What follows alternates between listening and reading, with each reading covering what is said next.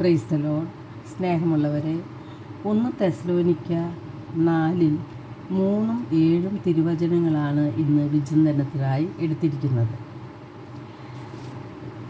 വിശുദ്ധ പൗലോസ്ലീഹ നമ്മുടെ വിളിയെക്കുറിച്ചും ദൈവത്തിൻ്റെ ആഗ്രഹത്തെക്കുറിച്ചും വിശുദ്ധിയുടെ പ്രാധാന്യത്തെക്കുറിച്ചുമാണ് ഇവിടെ നമ്മെ ഓർമ്മപ്പെടുത്തുന്നത്.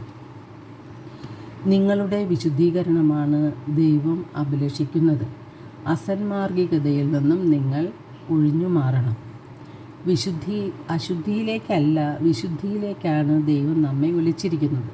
ഹെബ്രായർ 12:14 വിശുദ്ധ പൗലോസ്ലീഹ പറയുന്നു, എല്ലാവരോടും സമാധാനത്തിൽ വർത്തിച്ച് വിശുദ്ധിക്കു വേണ്ടി പരിശ്രമിക്കുവിൻ. വിശുദ്ധി കൂടാതെ ആർക്കും ദൈവത്തെ ദർശിക്കുവാൻ സാധിക്കുകയില്ല. ദൈവകൃപ ആർക്കും നഷ്ടപ്പെടാതിരിക്കാൻ സൂക്ഷിക്കുവിൻ. വിദ്വേഷത്തിൻ്റെ വേര് വളർന്ന് ഉപദ്രവം ചെയ്യാതിരിക്കാൻ സൂക്ഷിക്കുവിൻ. വിദ്വേഷം മൂലം പലരും അശുദ്ധരായി മാറുന്നു. നമ്മുടെ വിശുദ്ധിക്ക് തടസ്സമായി നിൽക്കുന്നത് എന്താണ്? അവ നമ്മുടെ പാപങ്ങൾ തന്നെയാണ്. നാം ഹൃദയത്തിൽ സൂക്ഷിക്കുന്ന വെറുപ്പും വൈരാഗ്യവും സ്വാർത്ഥതയും അഹങ്കാരവും വിദ്വേഷവും എല്ലാം നമ്മെ അശുദ്ധരാക്കി മാറ്റുകയാണ്. ഒരു വ്യക്തിയെ അശുദ്ധമാക്കുന്ന ഘടകങ്ങൾ എന്തൊക്കെയാണ്? അത് നാം അറിഞ്ഞിരിക്കണം. വിശുദ്ധ മത്തായിയുടെ സുവിശേഷം 15-ാം അധ്യായം 18-19 തിരുവചനങ്ങളിലൂടെ എന്താണ് ഒരുവനെ അശുദ്ധനാക്കുന്നത് എന്ന് വ്യക്തമാക്കുന്നുണ്ട്. വായിൽ നിന്ന് വരുന്നത് ഹൃദയത്തിൽ നിന്നാണ് പുറപ്പെടുന്നത്. അത് മനുഷ്യനെ അശുദ്ധനാക്കുന്നു. ദുശ്ചിന്തകൾ, കൊലപാതകം, പരസംഗം, വ്യഭിചാരം, മോഷണം, കള്ളസാക്ഷ്യം ഇവയെല്ലാം ഹൃദയത്തിൽ നിന്നാണ് പുറപ്പെടുന്നത്. ഇവ ഒരുവനെ അശുദ്ധനാക്കുകയും ചെയ്യുന്നു. അപ്പോൾ എന്തിനു വേണ്ടിയാണ് ദൈവം നമ്മെ വിശുദ്ധിയിലേക്ക് വിളിച്ചിരിക്കുന്നത്? ദൈവം വിശുദ്ധിയുടെ നിറകുടമാണ്. ഹെബ്രായർ 12:14 വിശുദ്ധി കൂടാതെ ആർക്കും ദൈവത്തെ ദർശിക്കുവാൻ സാധിക്കുകയില്ല എന്ന് വ്യക്തമായി പറയുന്നുണ്ട്.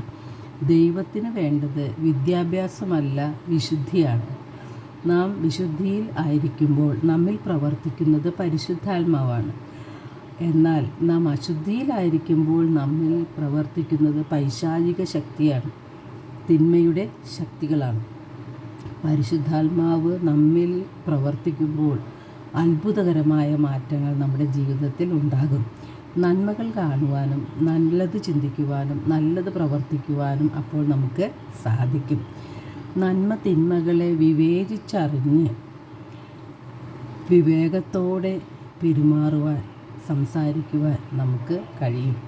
ദൈവവചനത്തിൻ്റെ നിഗൂഢമായ രഹസ്യങ്ങൾ നമുക്ക് വെളിപ്പെട്ടു കിട്ടുന്നത് പരിശുദ്ധാത്മാവിൻ്റെ സഹായത്താലാണ്.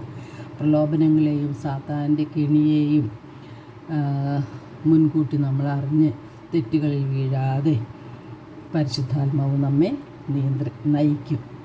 നമ്മുടെ നാവിനെ നിയന്ത്രിക്കുവാനും നമ്മളെ വേദനിപ്പിച്ചവരോട് ക്ഷമിക്കുവാനും അവർക്കെല്ലാം നന്മകൾ ചെയ്യുവാനുമുള്ള പ്രചോദനം നമുക്ക് തരുന്നതും പരിശുദ്ധാത്മാവാണ്.